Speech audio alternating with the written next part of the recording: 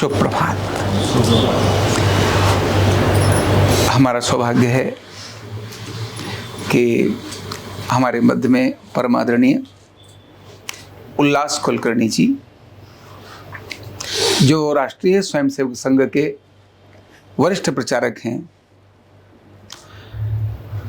और अपना शिक्षा पूर्ण करने के बाद अपना घर परिवार को छोड़ते हुए समाज के लिए उन्होंने अपना सारा जीवन लगाया है और एक बहुत लंबे समय से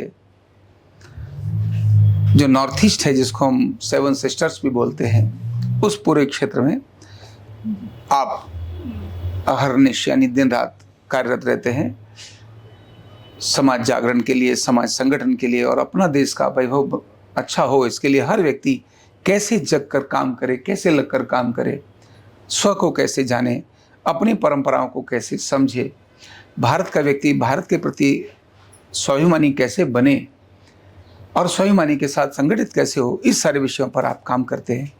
और वर्तमान में आप जो अपना पूर्वोत्तर क्षेत्र हो गया ना जी, पूर्व आसाम क्षेत्र उसको बोलते हैं, जिसके अंदर अरुणाचल, मिजोरम, त्रिपुरा, मणिपुर, मेघालय, आसाम, ये सभी उसमें आते हैं, उसके आप माननीय क्षेत्र प्रचारक हैं।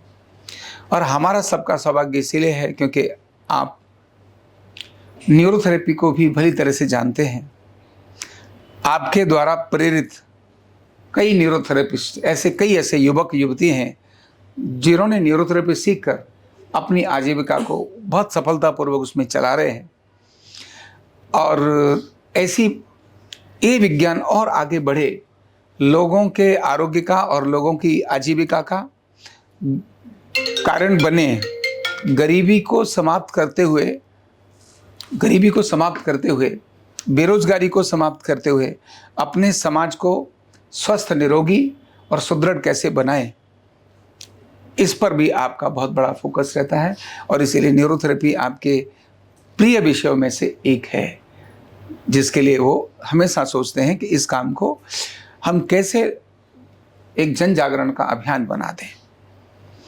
तो ऐसे परमादरणीय उल्लास कुलकर्णी जी अभी कल यहाँ पधारे, तो थोड़ा चिकित्सा लाभ भी लिया आपने, तो मैंने कहा कि आप प्रातःकाल आइए, प्रार्थना में सम्मिलित हो जाइए। तो मेरा निवेदन उन्होंने स्वीकारा और वो अभी सुबह यहाँ आए।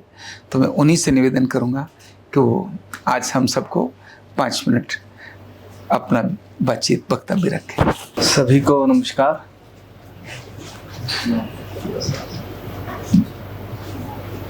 आचार्य जी ने कहा कि मेरी शिक्षा पूर्ण हो गई है, परंतु मैं भी सीखने के लिए आया हूँ कि शिक्षा कभी पूर्ण नहीं होती।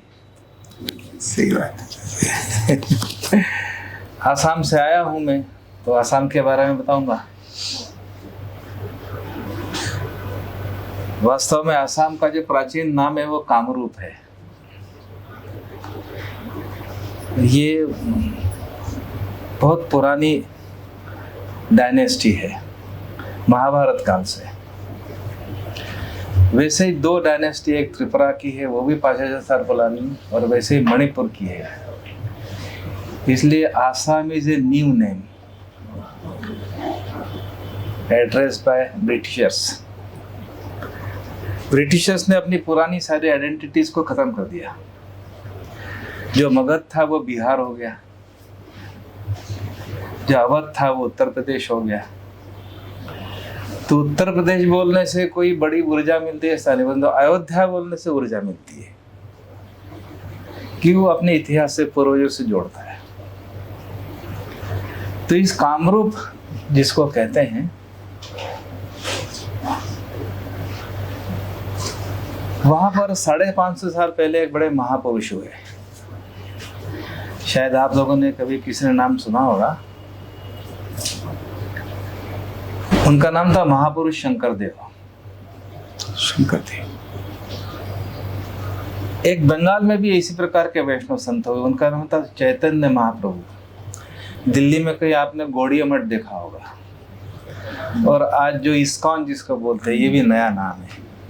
गौड़ीय मठ जो है ये मूल नाम है, गौड़ देश यानी बंगाल। और ये चैतन्य महाप्रभु से 27 साल पहले महापुरुष शंकर देव ने जन्म दिया, इस वैष्णव आंदोलन को आगे बढ़ाया, कृष्ण भक्ति को। उस समय देश में अनेक इस प्रकार के संत हुए। गुजरात में नरसिंह मेहता हुए, तो यहाँ रामानंदाचार्य हुए, फिर गुरु नानक हुए, तुलसीदास हुए, कबीर हुए, ये समकालीन है। और उस समय देश भर में ऐसा एक माहौल था, इस्लाम का एग्रेशन था, परंतु कामरूप जिसको आज आसाम बोलते हैं, वहां पर कभी भी न तो ढंग से मुगलों का शासन रहा, न ही अंग्रेजों का एकदम थोड़ा बहुत ऐसा कह सकते हैं समग्रता से उनका पूरा शासन स्थापित हुआ, ऐसा कभी नहीं हुआ। इसलिए कामरूप का बड़ा गौरवशाली इतिहास है कि विदेशियों आक्रांताओं से बचा रहा। इसलिए वहां पर जो मूल जिसको कहते हैं कि Hindutva in practice, Vaishnavism in practice आपको देखना है तो you have to go Guwahati अर्थात कामरूप या मणिपुर आप जाइए, त्रिपुरा जाइए, बाली जाइए, इंडोनेशिया जाइए। तो ये महापुरुष शंकर देव एक बार ऐसे ही यात्रा के लिए निकले। चलते चलते चलते शाम हो गई, तो शिष्यों ने कहा कि भाई संध्या काल हो रहा है। उस समय इस प्रकार के महामार्ग नहीं थे, हाईवेज नहीं थे, तो साधारणतः ये तो पर्यटन जो था वो नाव से होता था, नौका से। तो शाम होने लगा तो शिष्यों ने कहा कि अब समय हो गया है, पास में एक पाटबाउसी नाम का गाँव है, बड़ा अच्छा गाँव है, वहाँ जाकर के डेरा डालते। नौकाओं को किनारे बांधा और लोग गए गांव के अंदर। गांव के लोगों ने देखा कि बड़े शुभ्र वस्त्र पहन करके कुछ 10-12 लोग आए और उसके बीच में एक बड़ा अच्छे, बहुत सुंदर, वरिष्ठ शरीर के संत भी है। तो गांव के लोगों ने उनका स्वागत किया, परिचय वगैरह हुआ। लोगों ने कहा आप आए तो हमने सुना कि आप भागवत प्रवचन करते हैं, तो हमारे यहाँ के लोगों को उपयुक्त कीजिए, कुछ प्रवचन दीजिए। बहुत आग्रह किया तो रहने की व्यवस्था की, उनका प्रवचन चालू हुआ। तो इतना अधिक प्रभावी उनका वक्तव्य था श्रीमद् भागवत के ऊपर, तो लोगों ने नहीं आपको यहाँ रुकना होगा। तो 1 सप्ताह तक ये चला उनका श्रीमद् भागवत का प्रवचन। लोगों की भीड़ बढ़ने लगी।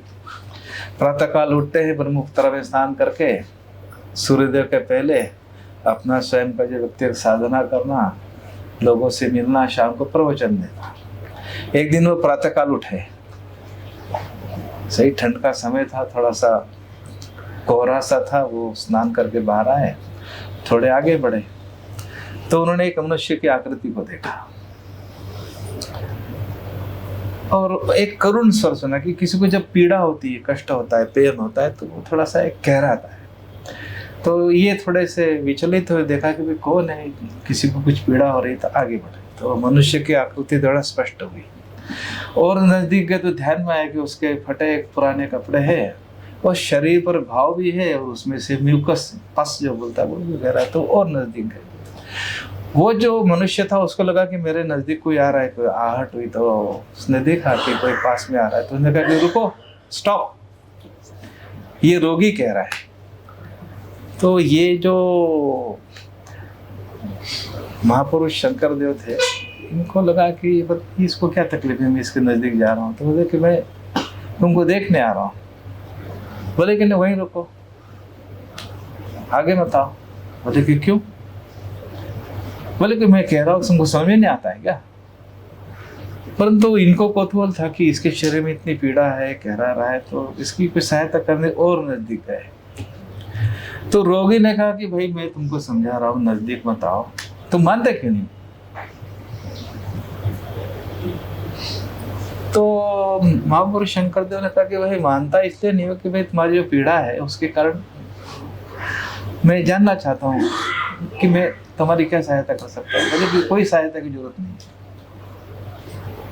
तुम अपना काम करो, तुमको कुछ काम नहीं है क्या? तो इनको लगा कि ये रोगी तो है, थोड़ा पागल भी है, कुछ मेंटल बैलेंस भी गड़बड़ है, फिर भी आगे गए, उसको उठाया, अपनी कुटिया में लेके गए। उसके जो घाव थे, गर्म पानी करके स्वच्छ कपड़े से पूरे घाव उसके स्वच्छ किए। उसके बाद में उसको अपनी धोती निकाल करके पहनने को दी। चूल्हे पर चावल और सब्जी रखी, उसको भरपेट खिलाई। ये सब होने के बाद में उनके साथ जो शिष्य आए थे, उनके बीच में चर्चा चालू हो गई कि ये हमारे जो गुरुदेव है किसको पकड़ के ले आए, इसके शरीर पे घाव है, सड़ रहा है इसका शरीर, और ये हमको भी, खुद भी मरेंगे, हमको भी मरवाएंगे, यहाँ रहना खतरे से खाली नहीं, यहाँ से भागो। अब शिष्यों में जब चर्चा हुई तो इनके कान में भी आएंगे, तो इन्होंने कहा कि भाई आप लोगों को डर लग रहा है, मुझे पता चला है, मैं समझ सकता हूँ आपके कष्ट है, जो भी दुख है, परंतु मैंने निर्णय किया है कि ये जो रोगी है मैं इसको ठीक करूँगा। जिसको डर लगता है वो अपने अपने घर जा सकता, मैं इस रोगी को छोड़ के नहीं जाऊँगा। तो नित्यवती उन्होंने उसकी शुश्रूषा चालू की। जंगल में जाते थे, कुछ औषधि के पौधे है, जड़े लाते, उसको पीसना, उसके शरीर पर लगाना। आफ्टर 1 मंथ वो जो रोगी था पूरा स्वस्थ हो गया। और बाकी शिष्य भी बड़े धैर्य से वहां पर बने रहे, भागे नहीं वहां से। ये जो शंकर देव थे, ये कोई एमबीबीएस डॉक्टर नहीं थे, 550 साल पहले कोई मेडिकल कॉलेज में नहीं था, परंतु संत स्वभाव के थे और मन में समाज के प्रति जो करुणा का भाव था, और ये जो आत्मविश्वास है कि ये रोगी को मैंने देखा है तो मैं इसको ठीक करूंगा, 10 लोगों से पूछूंगा क्या उपचार होता है, और उस रोगी को उन्होंने ठीक किया। बाद में वो महापुरुष बने। तो ये जो समाज के प्रति, व्यक्ति के प्रति जो संवेदनशीलता है, आप कितने बड़े डॉक्टर है ये बड़ा प्रश्न नहीं है, आप कितने बड़े ज्ञानी है ये बात नहीं। मेरे पास जो व्यक्ति आ रहा है उसके प्रति मेरे मन में कितनी पॉजिटिविटी है, कितनी संवेदनशीलता है, वो यदि अपने मन में है तो हम किसी भी रोगी को ठीक कर सकते हैं। और वास्तव में यही मूल सूत्र है कि मनुष्य प्रयास तो करता है, उसको लगता है कि मैं करता हूँ, परंतु अंदर का जो भाव है और ईश्वर का जो एक आशीर्वाद है, इसके कारण रोगी ठीक होते हैं, हम उसके माध्यम बनते हैं। इसलिए मुझे ऐसा लगता है कि आप इस भाव को लेकर के करेंगे तो आपका जो भी एक उपचार है वो अधिक प्रभावी, अच्छा होगा, आप जीवन में सफल होंगे। यह ईश्वर से प्रार्थना करते हुए मेरे शब्दों को विराम देता हूं। सभी को आप फिर से प्रणाम। बहुत बहुत धन्यवाद। इसका अर्थ ये है कि जो हम सब सेवा में लगे हैं, यानी जब तक वो साधक थे, पूजा करते थे तो एक अलग बात थी, लेकिन वो महापुरुष कब बने? जब उन्होंने किसी के कष्ट को दूर किया और सेवा का भाव रखते हुए किसी के कष्ट को दूर किया। तो हम जितने भी न्यूरोथेरेपिस्ट हैं वो सभी उसी परंपरा का काम करते हैं। तो हमारा काम अपने आप में ही एक बहुत बढ़िया काम है। भाई साहब का हृदय से बहुत बहुत धन्यवाद। आपने कम समय में हमें न केवल असम और भारत के बारे में बताया, अपितु हमारे लिए एक प्रेरक कहानी भी सुनाई, और जो सत्य घटनाएं हैं, जो काल्पनिक नहीं है, जो वास्तविक घटनाएं वो सुनाई, और हमारे लिए वो निश्चित ही हम सब के लिए एक बहुत प्रेरणा का कारण होगी। बहुत बहुत धन्यवाद।